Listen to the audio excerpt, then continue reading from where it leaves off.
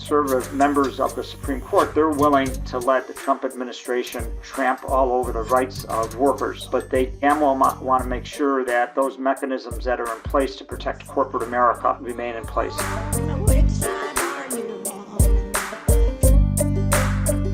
Carl Rosen is the general president of the United Electrical, Radio, and Machine Workers of America, also known as the UE. President Rosen, welcome to the Valley Labor Report. Thank you very much, Jacob. It's great to be here. You've got a wonderful show. I'm glad to be part of it.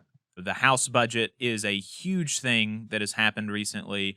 There has been a real crackdown on dissent in this country, and I think it was just yesterday the Supreme Court issued a ruling on the National Labor Relations Board. It was not a final ruling, but it allowed Gwen Wilcox to stay fired as the ruling works its way through the courts, and that ruling was based in part on the fact that the majority of the Supreme Court felt like the Trump administration was likely to succeed in their arguments, saying that the president has the authority to do this, even though Congress explicitly did not give him that authority, and that there has been a 90-year precedent saying that the president does not have the authority to remove board members from independent executive or independent bodies like the National Labor Relations Board or the Merit Systems Protections Board for federal employees, of which I am a member of, AFGE. And so the NLRB in particular is something that I imagine the UE is tracking very closely because you mentioned that your explosive growth over the last few years has come from grad workers. And even before this decision on Gwen Wilcox, the UAW withdrew a petition to represent grad workers at Vanderbilt University in Tennessee, more or less saying that they were concerned that if they continue to push forward with their election petition at Vanderbilt, that the new Trump NLRB would reverse what has become the precedent that has allowed graduate workers to unionize with the legal protections that they have, and go back to and they were concerned basically that the NLRB was going to invalidate all graduate worker union elections. And so how are you thinking about the potential destruction of the NLRB and the most recent Supreme Court ruling, as it relates to your members and the labor movement more broadly? Sure. No, we have well recognized this, and in fact, we've been having extensive discussions and preparations probably for about 8 months now or so. Certainly since it became clear that Trump was going to be coming back into office again, that the legal underpinnings of graduate workers being able to organize through the NLRB were likely to be under threat. Our approach is twofold. Number one, similarly, we're not taking cases into the NLRB which would allow employers to try to invalidate previous rulings here. It's the same thing that was done during Trump 1, and it was successful at that time. Whether it will be this time or not, we don't know. But we're not going to make it easy on them, that's for sure. But number two, our power comes from organized workers. It doesn't come, again, from a piece of paper issued by the federal government. And that's what is understood across all of the campuses where we have graduate workers. They've made commitments to each other to support each other in their fights. We have a conference board of our graduate worker locals. They talk about these things. They have, in fact, jointly demanded that their universities stand up to the Trump administration on the whole variety of attacks on freedom of speech, academic freedom, the rights of immigrant graduate workers and others on campus. All of the funding attacks, all of these things. Our strong feeling is the best way to deal with it is to fight back, not to try to hide.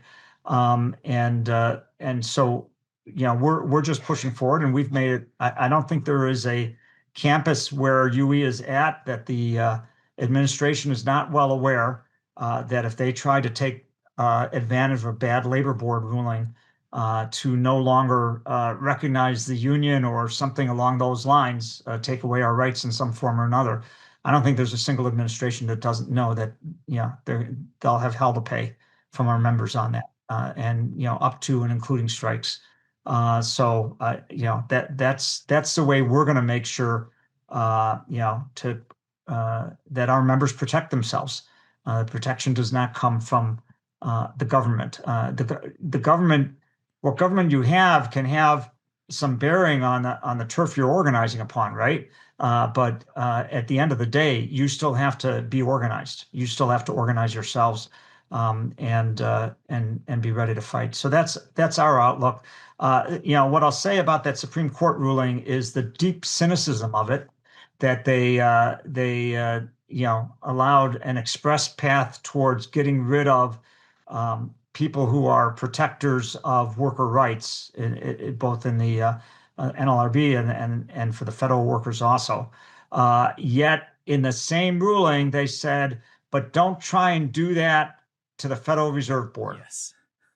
And the reason is because the Federal Reserve Board protects corporate America.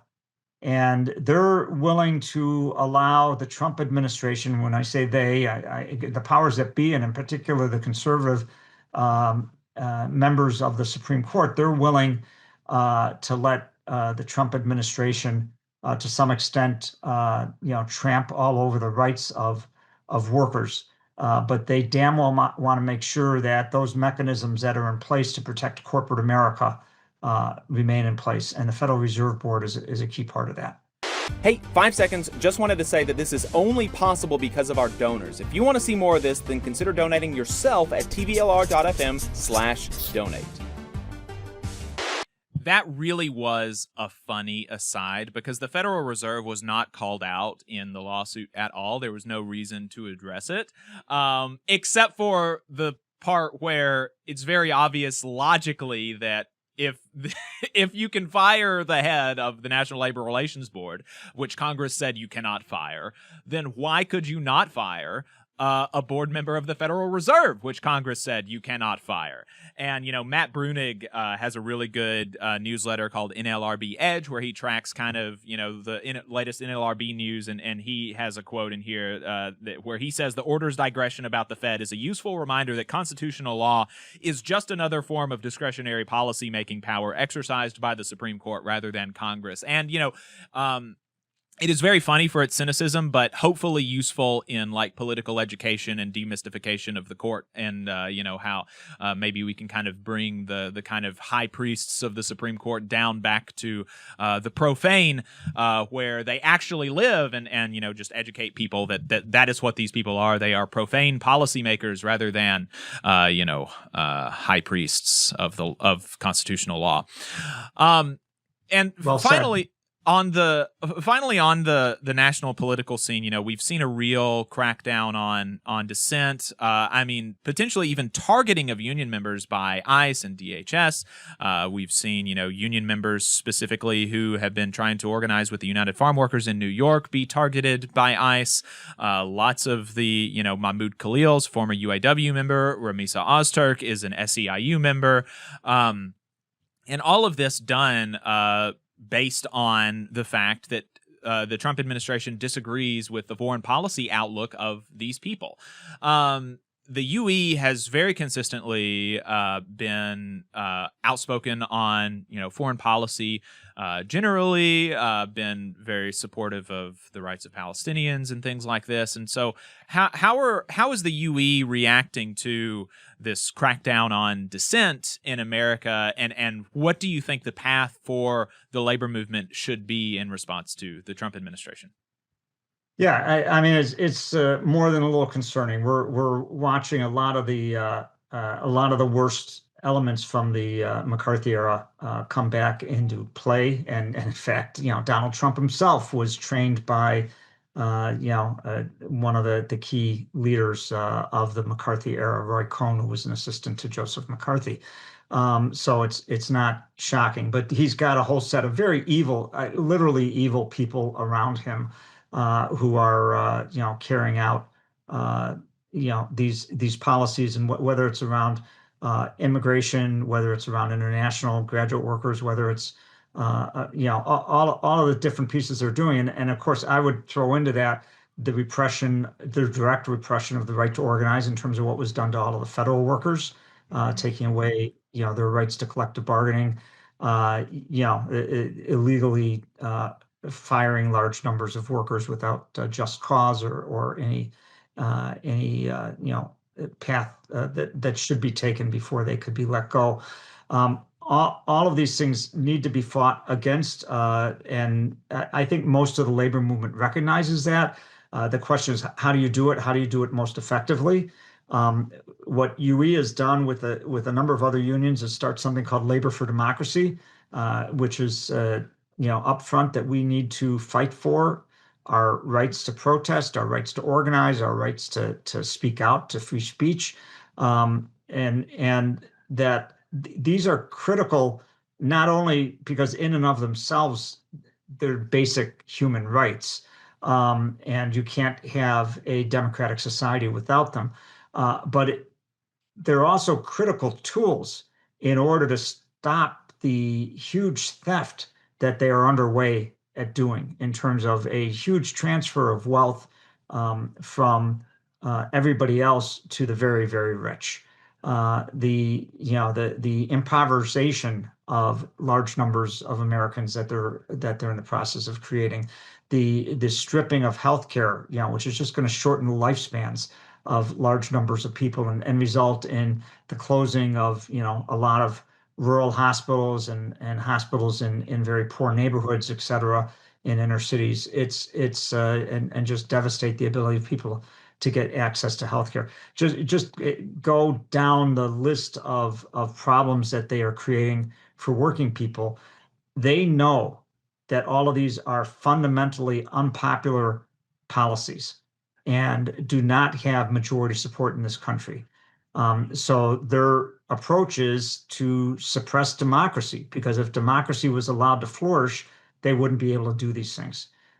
If you want to rule on behalf of a small oligarchy at the expense of everyone else, that doesn't work well in a democracy, and that's why they're trying to take our democracy away, and that's why we need to fight. What the nature of that looks like, it will depend in part on what the Trump administration does, and how bad the repression gets, and in how many ways, and to what extent there are limits placed on it. The courts have held up some amount of it, and they're trying to push back on other pieces. Whether they're successful, whether that continues, remains to be seen. Certainly there'll be elections coming again, and as those come, that may have some impact on how some segments of the government comport themselves.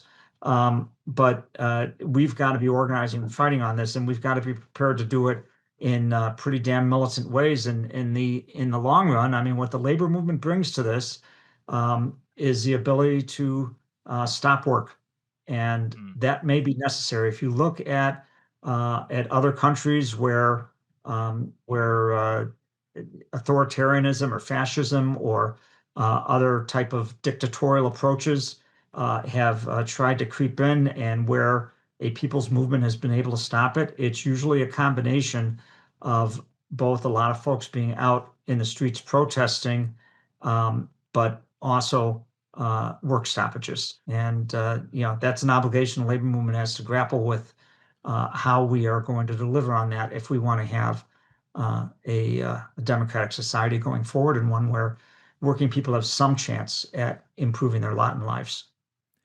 We've been talking to Carl Rosen, General President of the United Electrical Radio and Machine Workers of America, otherwise known as UE. You can find out more at ueunion.org.